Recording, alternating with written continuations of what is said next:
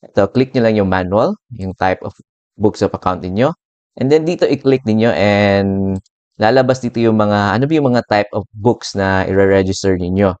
So in our example, for example, nakalagay dito, we have here cash disbursements journal, cash receipts journal. So ito yung mga common na ginagamit natin. And ito, general journal tsaka general ledger. So example, general journal yung i-register niyo. I-click niyo yung general journal. And the next is, if you fill out na natin itong mga details ng ating books. So the quantity is 1. Last volume. So ilan ba yung previous books niyo? For example, this is your first book pa. So yung last volume nyo is 0. So this will be your first volume, kumbaga. 0. So this is a volume from 1 to 1. Ayan. So dito tayo sa validity period from is from January 1. But in our case, kasi January 23 na ngayon, so hindi pwedeng January 1 yung piliin ko because hindi ko pa na-register yung books ko by that time, di ba? So, ayan. So, piliin na lang natin is today, January 23. So, yung date of registration natin ito is January 23 and valid siya today. Ayan. So, next is the taxable year.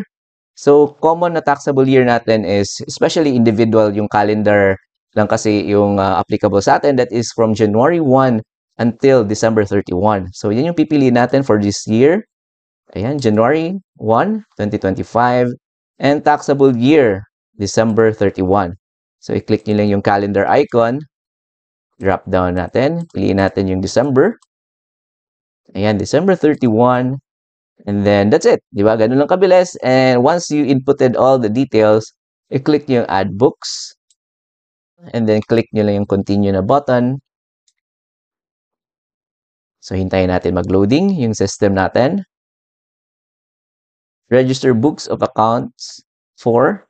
Tama, yung details. I-check nyo lang yung details nyo. And then, dito tayo.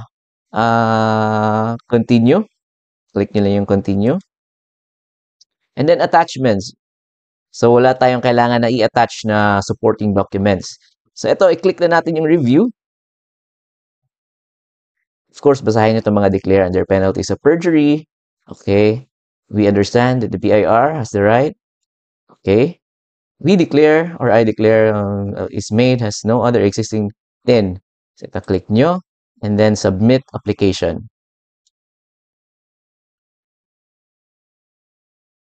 Ayan. So, after loading, ayan, registration successful.